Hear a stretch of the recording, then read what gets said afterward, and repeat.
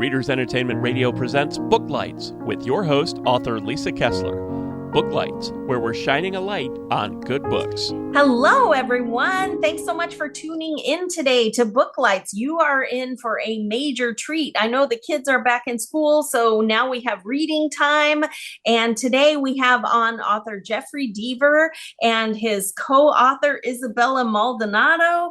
And they have an amazing new book that is firing up the charts over there on Amazon. And if you haven't read them yet, the best part is they both have a rich backlist so that you can binge read your little hearts out. Their new book is called The Grave Artist. And if you have never read either one of them, I'm going to read their bios here so you can get to know them.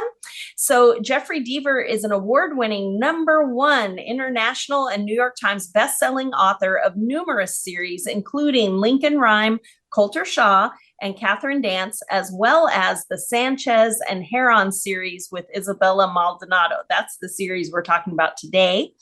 Deaver's works include 50 novels, more than 100 short stories, and we all know how much I love short stories, and also a nonfiction law book. His books are sold in 150 countries and translated into 25 languages. He's a former journalist, folk singer, and attorney, and he was born outside Chicago, has a bachelor's degree in journalism and a law degree from Fordham University. He was recently named a Grand Master of Mystery Writers of America. And I did put his website right there on the show notes. So be sure that you click it and you can find all the backlist books and all the information about Jeff there. It's jeffreydeaver.com. But again, there's a link in the show notes. And that is not all, my friends. We also have Isabella Maldonado. She is the award-winning Wall Street Journal bestselling author of the Nina Guerrera, did I say that right? I think so. Daniela Vega and Veranda Cruz series, as well as Sanchez and Heron series with Jeff Deaver. Her books are published in 24 languages. Maldonado wore a gun and a badge in real life before turning to crime writing. She's a graduate of the FBI National Academy in Quantico and the first Latina to attain the rank of captain in her police department. She retired as the commander of Special Investigations and Forensics, so you know all the details in the books are right. During her more than 2 decades on the force, her assignments included hostage negotiator, department spokesperson, and precinct commander. And you can find out more about Isabella on her website, which is also in the show notes. It's isabellamaldonado.com. Woo, it's Monday. I can read. Thank you guys so much for being here. And I'm so excited about your book, The Grave Artist. Do you want to tell us kind of what it's about and why people should go grab it today? Well, sure, Isabella. Okay, well, actually, the core of the idea, the inspiration came from Isabella. So maybe she could start out, and I can kind of jump in. So go right ahead. And tell them how we decided to scare the heck out of as many people as we possibly could. Yes, exactly. Please do. Exactly. Well, I mean, our challenge, obviously, as thriller writers, is that we want to always challenge our readers and up the ante. And when you're writing something like a serial killer thriller, people do love those, but they consume them a lot. So It's always like, what are we going to do that's different? And so we racked our brains, and then the concept of, what would be even worse than, someone who is taken out by a serial killer? Well, how about if that happened to you on your wedding day and specifically targeted to be on your wedding day? And then, so that was kind of the initial germ of the idea. And then Jeff, as Jeff always does, ups the ante because that's what he does so well. And then he's the one that came up with the concept of serial killing 2.0. So we can talk about that. Sure. Jeff, what is serial killing 2.0? When Isabel and I have been at this for a long time, and we can talk about how we started writing together in a moment if you like. But one of the philosophies that we both rather coincidentally had kind of harkens back to this old saw about Hollywood. And the old saw is this, that when a producer is looking for something to turn into a movie, he or she wants something that is completely original, never been seen before, and yet has been wildly successful in the past. Exactly. And it's we kind of joke about Hollywood. It's easy to make fun of them, but the producers in the Hollywood world. But there's truth to that. And so what we do is we take our basic template, which is to write a thriller. Now, as you know, of course, because you're in the business as well, the world of crime fiction is divided into two categories. I would call them the murder mystery and the thriller. And a murder mystery, a la Agatha Christie, asks what happened in the past. Can we solve the crime? Who knocked off the parson in the garden, versus a thriller, which asks the question, what is going to happen? And the essential version of that would be, let's say, the TV show 2024. Constant motion to answer the question, what is going to happen? Are we going to catch the terrorists? Well, Isabella and I write thrillers, but that's our template. The books take place over a short period of time, lots of internal reversals, big surprise endings, plural, lots of questions raised about life and death and so forth. But we also have to give them something new. So that's the, something successful in the past, but that's never been done before. So we were just talking about it and we thought, well, a lot of serial killer books, the world's kind of been Dexterized, a word that we came up with, frankly, that's our copyrighted trademark term, Dexterized. But we needed something else. And what would be, we don't want to give too much away, but what would be worse than just killing one person, spreading the horror out among the family members, friends, because death at a wedding or an event like that, suddenly 100 people's lives are affected. So we ended up with a truly despicable villain, and he plies his trade in a different way than, say, Ted Bundy did, or some of the other true serial killers and the serial killers of fiction. Well, I want to ask Isabella, I think is, because I do like to binge watch all the true crime that comes up on Netflix. Every documentary, my family knows it's homework TV. But if someone gets killed at a wedding and all those family members are there, I know all the police are like, we have to go to, the significant others, the family, all of that first. So when you decided that we're going to kill someone at a wedding, did that make the slate of suspects gigantic? I mean, did the police in your book roll their eyes that this is happening? Well, this is always the balancing act when you have a background, and I'm sure attorneys and doctors go through this when they write legal thrillers or medical thrillers. It's the same concept and the same problem is that you can't be perfectly do exactly the proper procedure all the time. It would be mind numbing. But if you think about it too, the reason that the villain in our piece is referred to as the honeymoon killer is he strikes just after the wedding's over. Right when the couple's getting ready to embark on their honeymoon. So automatically that really reduces the whole suspect list by hundreds.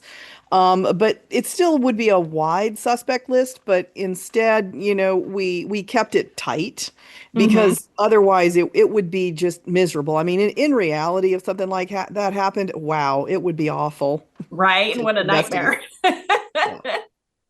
Did that cousin really like her, or was the will changed? Was the will changed 2 days before the wedding? Let's check that out. Yeah. Yes. Didn't her second cousin date her husband in high school? Yeah. Lisa, I mean, it's interesting you mentioned that because I'll speak very briefly about how we come up with the. We've talked about the idea, but we also do a very extensive outline. And I remember that when the outline was finished, we then had to, and we look back at some of the characters in the book, we did have to consider the widow, for instance, and a friend of the family, and that filtered into the story. And I don't want to give anything away, but clearly we've mentioned there is a serial killer involved. Clearly that's not the widow.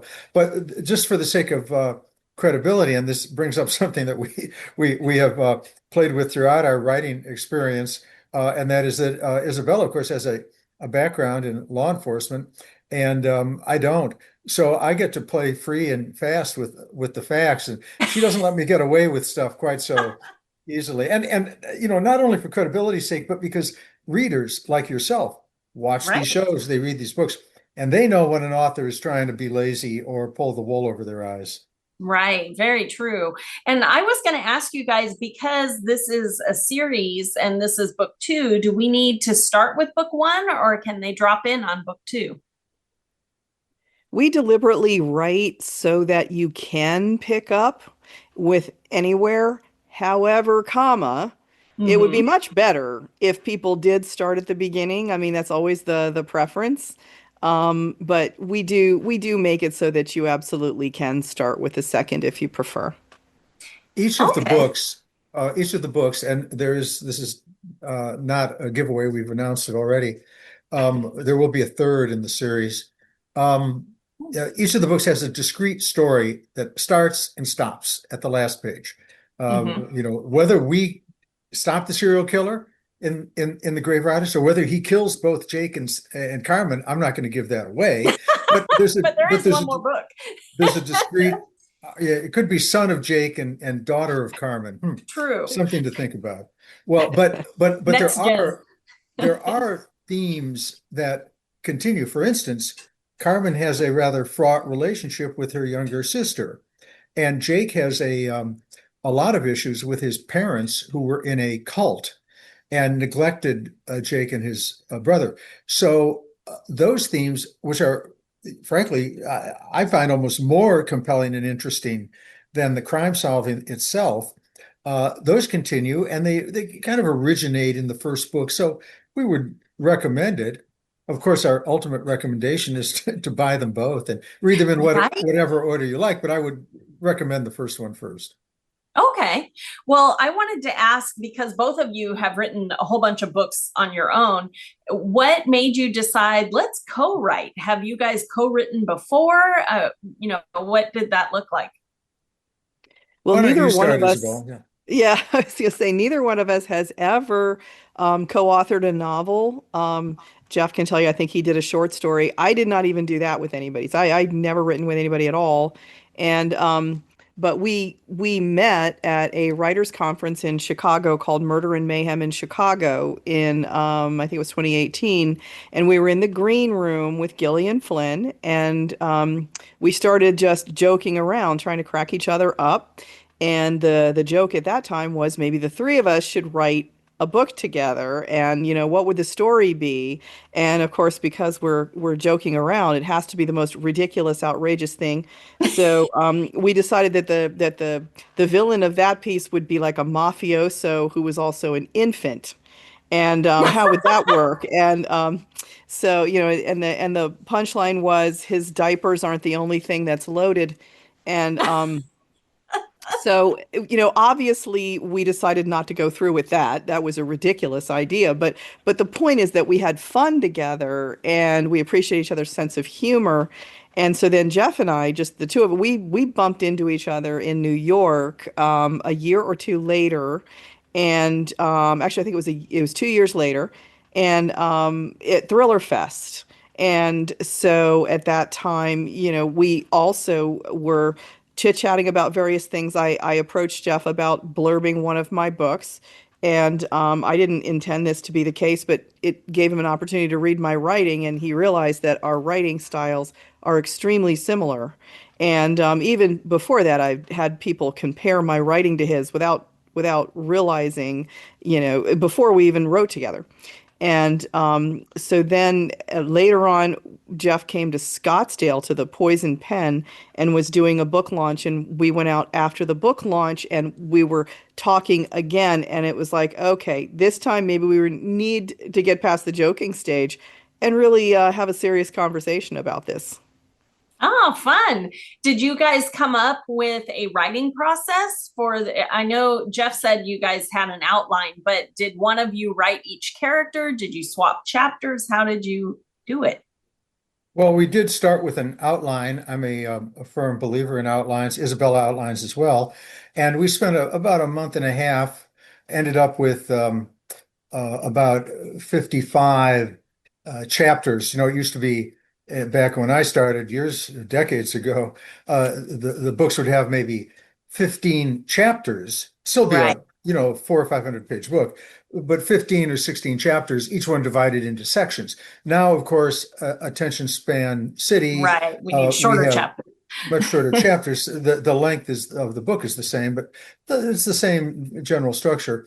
And so we had maybe 55 of those, and we write from third person, past tense, third person, close point of view, which is really the only way to write if you're a suspense writer like we are, because that way you don't have to rely on unreliable narrators, which is I consider a bit of a cheat with first person. You can have the identity of the killer masked by looking at him or her from other points of view.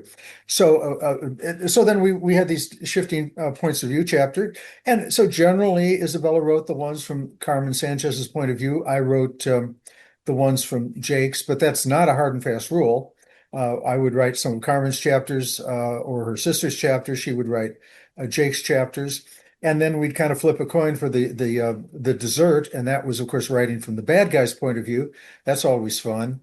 And but then when we finally had all turned out to be like 60 chapters, because we would break some in half and add other material, then we would start the ruthless rewriting process. And I will say this: we decided that we were going to introduce a no ego zone here. The process of co-writing was not about either of us. It was about the reader and giving them the best experience they can. So Isabella ruthlessly edited the book, whether it was her own prose or mine, and I did the same. And we haven't had any fights. There have been some creative disagreements, which we resolved quite amicably, and then out came the final book. I love it. And you guys are still friends, so it all worked out. Yep. Absolutely. Absolutely.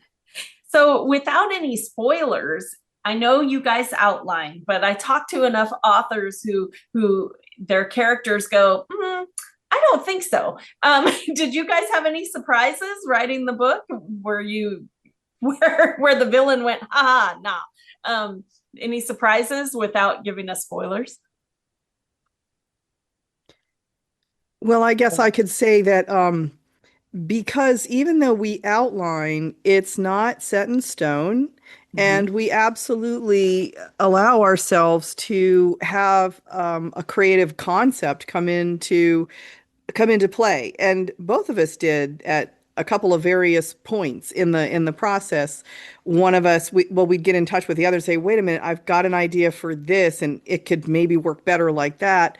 And then, if you were doing that, well, like for me, and I think, and Jeff did the same thing, sometimes you'd sort of sketch it out, like this is how it could work, this is what I'm thinking, and then you send it to the other person and they read through it. They either like it or they don't, but Mhm. the point is that it's very flexible. I think a lot of people misunderstand, and they think that an outline means that you are absolutely forbidden to deviate at all. And that's just not the case with any kind of creative process. You have to allow that inspiration to hit. Right, right. Well, and I feel like there's writer intuition. And when you're going along, sometimes when you're at the beginning, you don't know your character as well. And as the story unfolds, you're like, oh, Mhm. they're a chaos magnet. Okay. Yeah. You know? Well, and a good example would be my trademark of every story and novel I've written is a surprise, twist Mhm. ending. Ideally, one doesn't see it coming. And the fact is that I usually put in, as we have done, three surprise endings. And sometimes that's the main plot. It twists yet again. Sometimes it's just the subplot, big surprise on one of the subplots. Um, and that's because readers are so damn smart. It's really quite irritating. And they can figure out um, often where the twist is coming from. So we like our twists. We have it in all of our books. Isabella does the same thing. But in our first book, Fatal Intrusion, I had this big twist at the end, and it's like the horror films when you Freddy Krueger's he's the guy in the hockey mask. I don't remember who's the what one of the horror guys, and he's dead and buried. He's been dismembered he's thrown out to sea, and the sharks eat his body. But then 10 minutes later, he walks out of a closet again somehow. And that's, we jump because he jumps out of the closet, but we're still a little bit, give me a break here. And so I think one of the twists I had, Isabel had pointed out, might have detracted from the other twists. If it was kind of I would call it a bit of a cheap shot, and I just gave it a try. And that was that was actually in the outline, but then we took that out because it was it was inappropriate.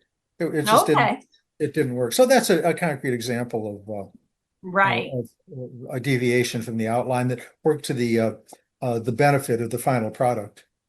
Okay.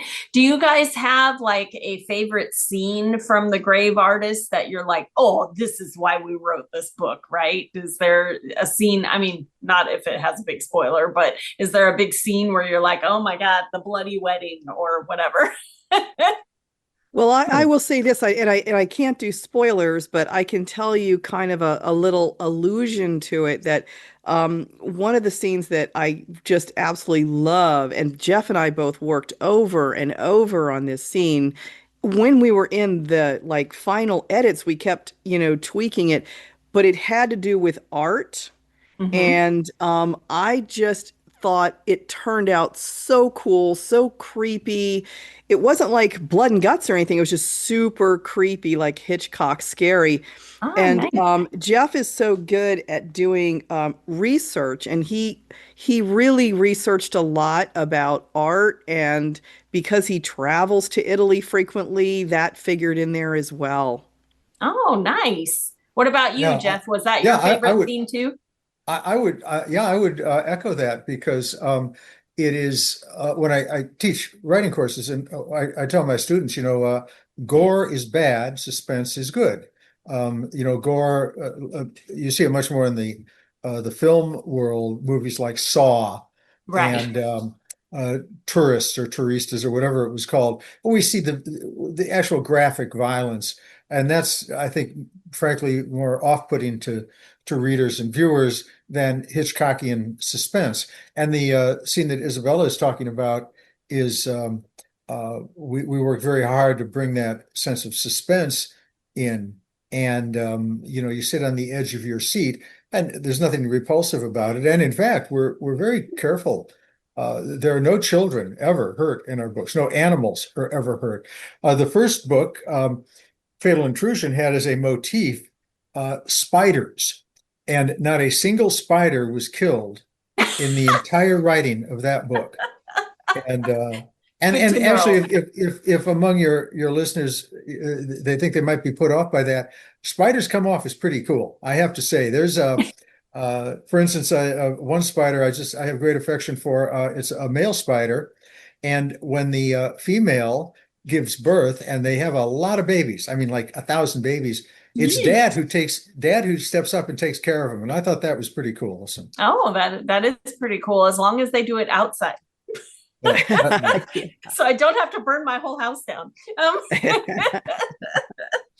Well, before we run out of time, can each of you, since you typically write your character, can you like introduce us to the two main characters for the series?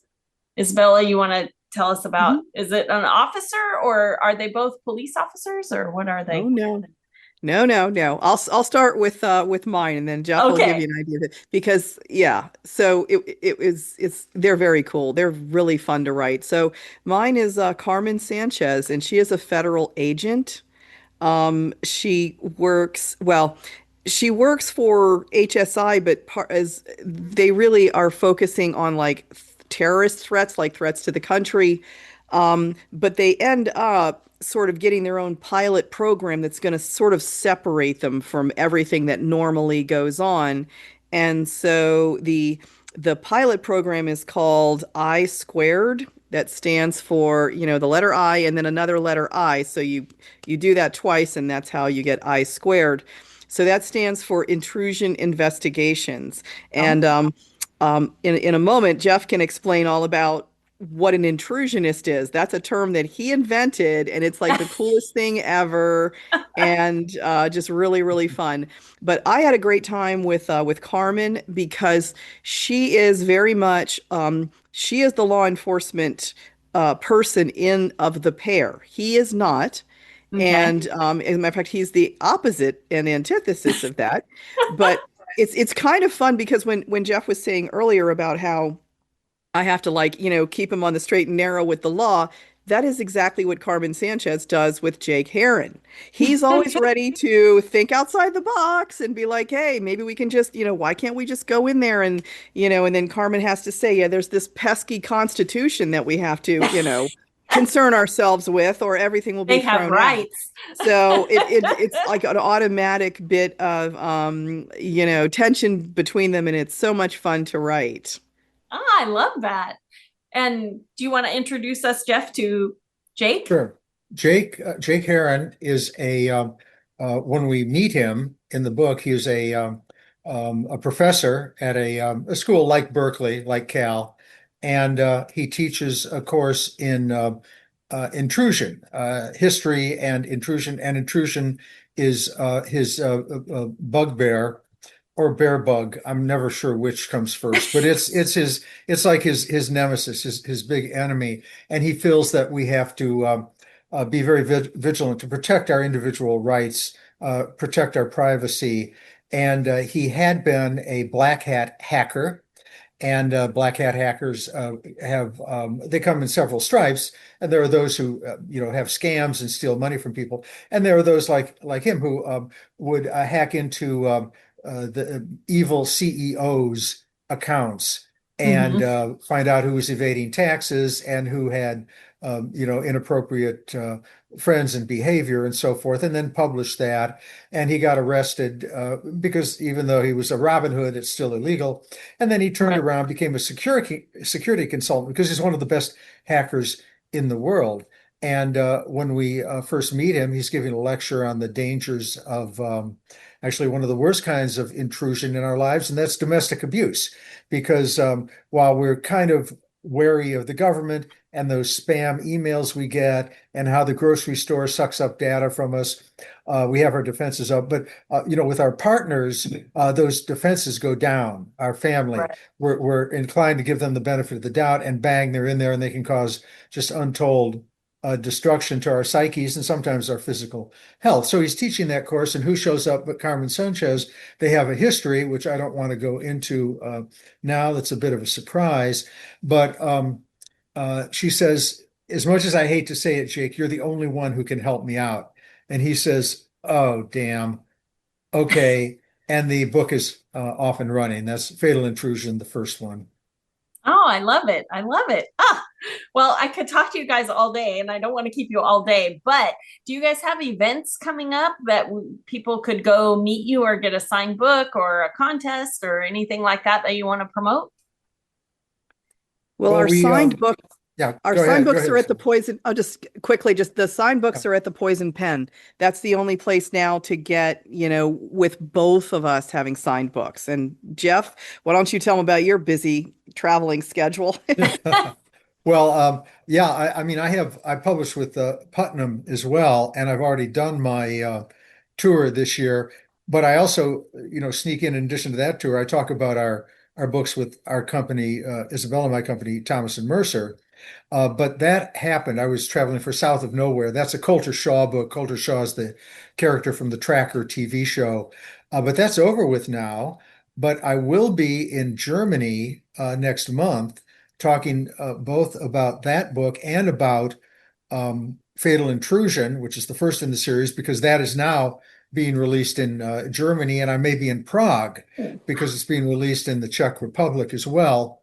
And so, but it's kind of tour season is kind of winding down. But please check our websites, which you were so kind to mention, because we will be doing other virtual events like this. and some Right. of them are live. Some of them are live, and some will, you'll be able to find them on our website. And it's more fun to meet us in person, of course, but that will have to wait till next year because the third book will be out next fall or around this time of year next year.